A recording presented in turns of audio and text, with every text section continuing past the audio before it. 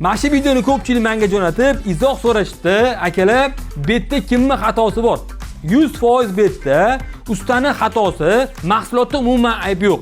Aslida bu mahsulot bizning mahsulot emas. Agarda bizning mahsulot bo'lganda ham, agarda usta to'g'ri ishlatmaganda, xuddi shunaqa holatga keltirib qo'yish mumkin edi. Uni to'liq cho'tki qilib kesib, agar zo'r usta bo'lganda edi, qo'li gul ustalar bormi?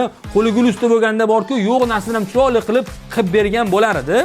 Bu mahsulotni afzalliklari o'zi nimada edi desangiz, pastdagi zaxi tepaga, tepadagi issiq pastga o'tkazmasdan izolyatsiya vazifasini bajarish kerak edi.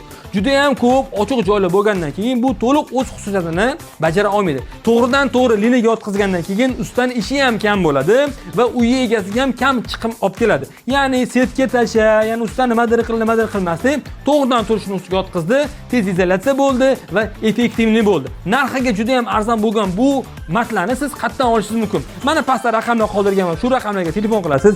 Ustaga siz o'zingizni ishingiz ustasi bo'lsangiz, bu videoga like bosishingiz majburiy. Chunki qo'li mana shunaqa sal yaxshi bo'lmagan ustaga ham ishni qilib ketib, keyin sizni ham, meni ham obro'yimga putur yetishi mumkin. Mana shu videoga hozirroq like bosib, ko'pchilikka tarqatib qo'ysangiz, uy egalari ko'rishadi va manfaatli bo'ladi. Eng asosiysi Jon aka, sizni issiq sovug'ingizni o'ylayotganlardan yomon gumonda bo'lmaysiz. Eng yaqin do'stlarga tashlab qo'yasiz. Sog' bo'lasiz.